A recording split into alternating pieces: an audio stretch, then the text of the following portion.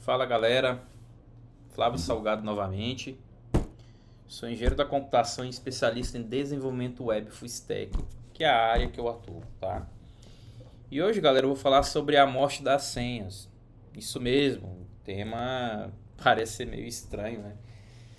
Mas sim, galera, existe uma proposta para que as senhas morram de vez.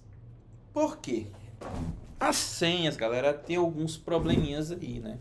O principal dele a gente tá lembrando delas, né? Diante da proposta delas serem seguras, né? Dificulta muito isso, né? E o que acontece? Para uma senha ser segura atualmente, precisa que elas tenham vários caracteres, tá? Isso é um diagrama, tá, galera? Que eu montei para vocês, né? Pra gente entender melhor isso. Voltando. A senha precisa ter vários caracteres. As senhas elas precisam ter letras maiúsculas e minúsculas. Elas precisam também ter números e caracteres especiais para elas serem seguras. Eu ainda aceito 6 caracteres ali, tá, galera? Mas eu tô já recomendando, super recomendando maior ou igual a 8, pelo menos 8 acima com todas as especificações. Mas um dos problemas das senhas é a gente acabar esquecendo, né? Porque segundo essa questão de da gente ter seguir os padrões de segurança, também é necessário que a gente tenha que a gente tenha uma senha diferente para cada site. Tem muita gente que cria igual, o cara descobriu tua senha, o cara sai ferrando todos os teus acessos de outras plataformas, porque você usava a mesma para tudo. Isso é perigoso, né? Isso é um dos problemas também. Ter muitos faz você esquecer.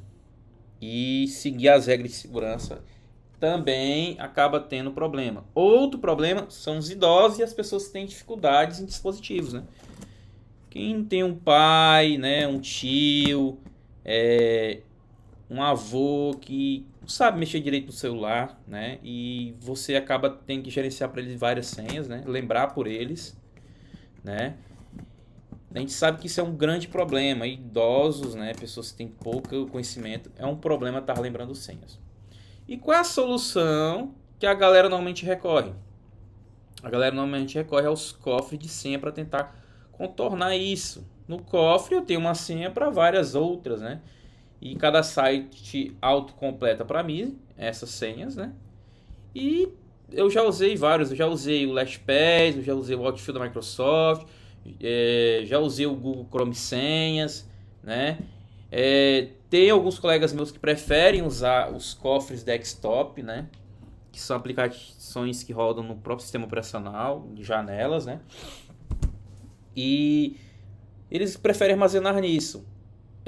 Inclusive, falando em questão de proteção de senha, o Laravel Framework tem uma coisa muito interessante ali que mais para frente eu vou falar um pouco sobre isso. Mas enfim, temos esses problemas, né? Temos essa forma mais interessante de contornar que são os cofres de senhas, né? Porém, como as senhas foram vistas ao longo do tempo e se tornando um grande problema, uma porrada de pesquisadores aí, né, resolveram dedicar a vida a algumas propostas. E eu trouxe aqui 4 das principais propostas, né? A primeira das propostas é os PES-Keys. Temos um órgão internacional chamado FIDO, PES-Keys. Esse órgão, ele é patrocinado por várias empresas, principalmente apoiada, na verdade, né? Com certeza tem patrocínio, né? Pelo Google, Apple e Microsoft. Ou seja, elas gostaram da proposta. Por que elas gostaram? Porque realmente até para elas é um problema ter várias senhas, né? Então vamos lá, vamos confiar. Olha a quantidade de empresa que a FIDO é apoiada. Olha aqui, Google, Amazon, IBM, Sony, né? TikTok, WhatsApp, todo mundo apoia a FIDO. E a FIDO se debruçou, né? E a FIDO resolveu trazer a proposta de PES Case, né? O que seria os PES Case? Os Passkeys, galera, é uma proposta de termos duas chaves, uma chave pública e uma chave privada. Exemplo, quando você for usar uma plataforma que não usa mais senhas ou tem a proposta de usar Passkeys, você vai entrar, né? E no momento você vai escolher, não, eu quero Passkeys. O que vai acontecer? Uma chave pública será armazenada no servidor do serviço e outra chave privada vem para ti e fica armazenada contigo. Quando você recebeu, você não precisou digitar senha, você não precisou criar senha, você recebeu essa chave, certo? E isso vem, né? E quando você precisar entrar novamente nesse serviço, haverá um cruzamento da tua chave com a chave do serviço, né? Claro, a gente tem uma segunda etapa, né, que seria uma biometria, né, para poder estar liberando essa chave. E esse cruzamento, né, resolveria o grande problema nosso de ter que ter senhas, decorar senha, criar a senha. Não, acabou. Com isso a gente tem acesso e ficamos protegidos. Isso resolveria basicamente o problema dos idosos. Os idosos basicamente levariam um dispositivozinho e pronto, resolveriam o problema deles lá. Certo? Mais a biometria deles. Então isso já resolve bastante. Qual o problema disso aqui, galera? O problema é a centralização de uma ideia num órgão só. Por toda a redondeza da história em cima de grandes empresas. Será que estamos realmente sob o controle deles ou não com esse tipo de tecnologia? Eu acho que só o tempo dirá, né? Certo. Aí a gente tem uma segunda proposta que os bancos já vêm usando há bom tempo, que seria a autenticação biometria direta.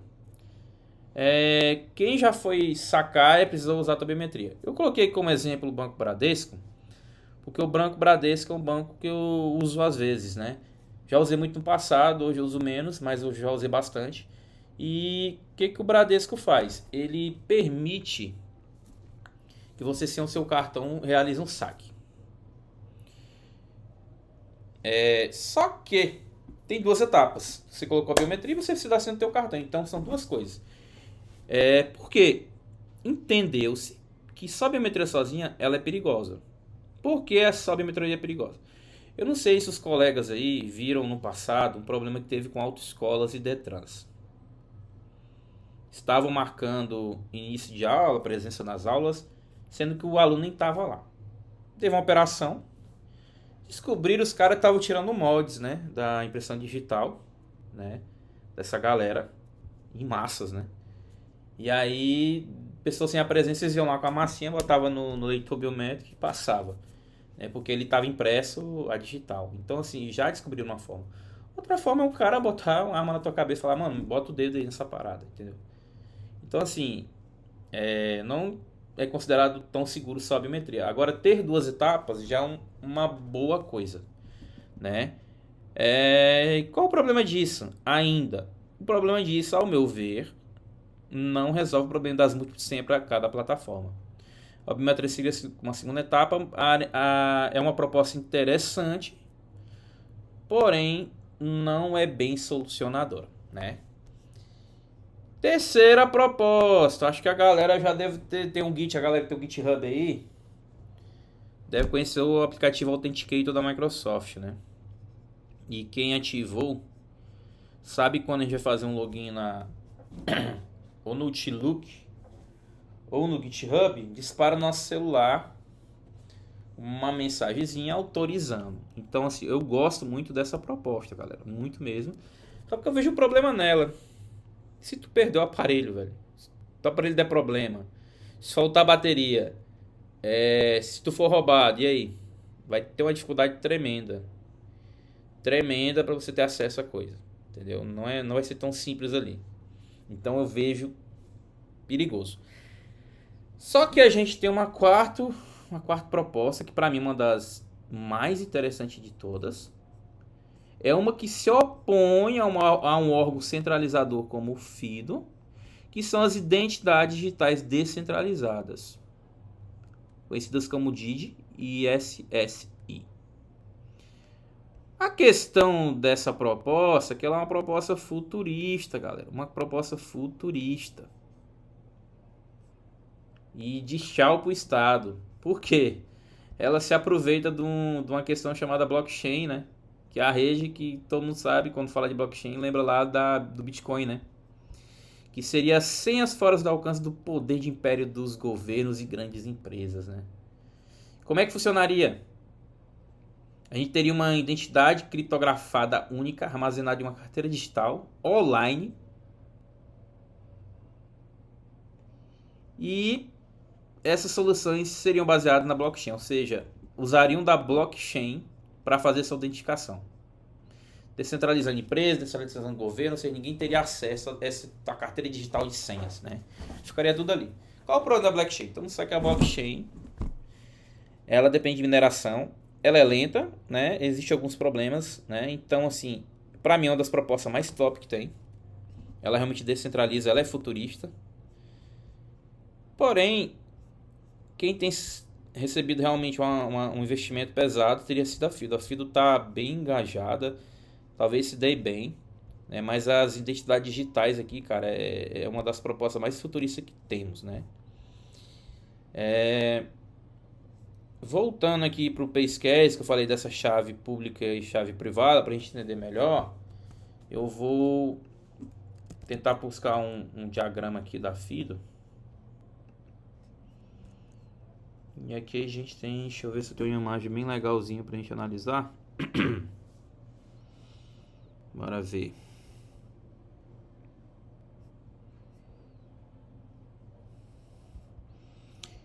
Eu tinha encontrado mais cedo algumas imagens bem mais interessantes, mas aqui a gente já tem aqui, ó, tá? Na verdade tinha uma outra bem legal, cara, que dava pra gente... Ah, essa aqui eu achei bem legal. Aqui a gente, ó, login request, change request, vem para trás, ou seja, a gente fala o login,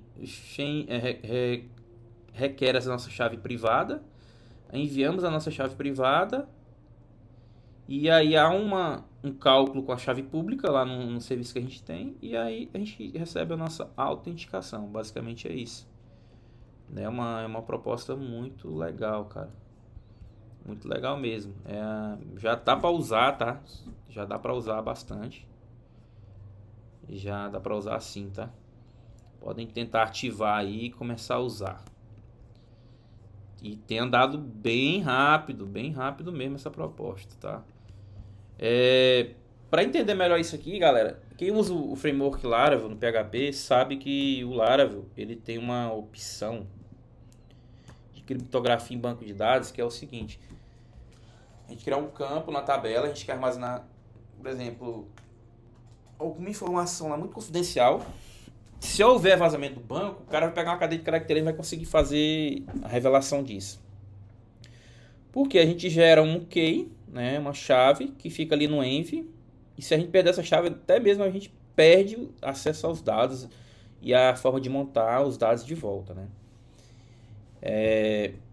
Ou seja, a gente tem uma chave que informa instruções específicas para a gente ter a revelação daquela cadeia de caracteres que senha está ali por trás. Então isso tem no Laravel, vocês podem pesquisar depois.